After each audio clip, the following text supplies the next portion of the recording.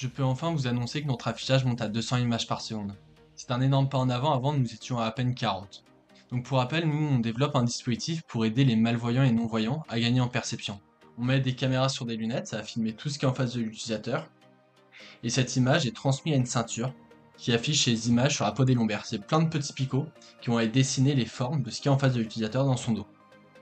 Et donc pour améliorer cette technologie, nous utilisons énormément Trackmania. C'est un jeu de voiture compétitif, très réactif. Pour sélectionner les améliorations qu'on fait sur notre technologie, nous faisons tester à plein de personnes, donc des profils des non-voyants de naissance qui n'ont jamais vu de leur vie une voiture, à des personnes qui ont perdu la vue il y a 6 mois. Et donc ces personnes-là nous ont fait des retours, donc en priorité ils nous ont demandé d'améliorer la vitesse d'affichage. Tout le monde trouvait que l'affichage était vraiment saccadé, était vraiment lent, donc c'était 75% des personnes qui nous disaient ça. Après, il y avait 25% qui nous disaient en priorité, il faut augmenter la résolution, parce que votre résolution d'affichage n'est pas suffisante, je le sens limité par ça.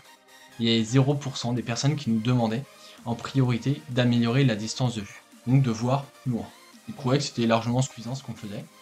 La deuxième question qu'on leur demande, c'est qu'est-ce qui serait un plus? 90% des personnes demandaient une meilleure vitesse pour que ce soit beaucoup plus rapide, 50% demandaient une meilleure résolution, et seulement 15% demandaient de voir plus loin. 40 images par seconde, ça vous parle pas, sachez que votre ordinateur ou votre téléphone affiche à environ 30 images par seconde. Les besoins de votre rétine et de la peau sont pas du tout les mêmes et c'est pour ça que les attentes sont pas les mêmes.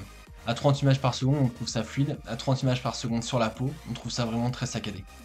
Après, il faut bien voir que c'est bien plus qu'un gain de fluidité, mais c'est un gain en fait de précision d'image. En fait, plus on met d'images par seconde sur la peau, plus l'information est précise, plus les formes se découpent bien, plus on comprend bien ce qui nous entoure. Ça vous paraît peut-être contre-intuitif que d'augmenter la vitesse d'affichage augmente la précision. Mais par exemple là, je vous mets un extrait d'une vidéo à 2 images par seconde de mauvaise qualité.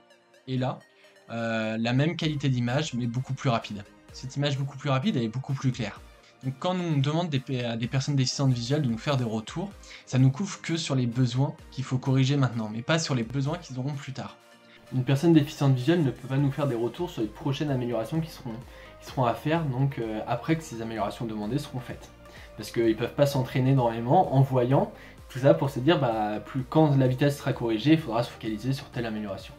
C'est pour cette raison qu'on a fait appel à AFI, un top mondial de Trackmania. Très rapidement, c'est sa principale difficulté, ce qu'il se sentait trop limité dans la distance d'affichage. Il a l'impression de toujours rouler dans le brouillard, de jamais pouvoir anticiper. Donc on a intégré ces retours dans cette nouvelle version. Donc en plus d'être beaucoup plus rapide, d'avoir une meilleure résolution, on affiche aussi les informations de beaucoup plus loin. Donc ça permet de bien mieux anticiper. C'est des besoins qu'ont pas les déficients visuels aujourd'hui, mais les auront demain. Donc en soi, ces retours, ça nous fait gagner à peu près 6 mois, parce qu'il faut s'imaginer que sans ces retours, on aurait sorti une nouvelle version qui serait meilleure résolution, beaucoup plus rapide, mais tous les déficients visuels, ils auraient testé au bout de 4 heures, 6 heures de conduite, et ils se disent mais en fait, il faut voir beaucoup plus loin.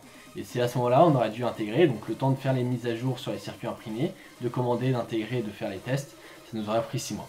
Donc grâce à AFI, on a gagné 6 mois de développement. Ça paraît un peu absurde comme ça, mais c'est vraiment la réalité. Si on ne prend pas en compte dès le début toutes les futures contraintes, ça demande à chaque fois des nouvelles itérations de matériel et ça prend du temps et ça coûte cher. Donc merci beaucoup à AFI.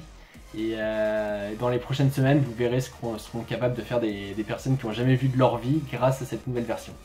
Le seul moyen de vous faire voir ces 200 images par seconde, c'est vous faire écouter le son du dispositif, parce qu'on a un affichage qui est mécanique, donc c'est vraiment les picots qui rentrent et qui sortent.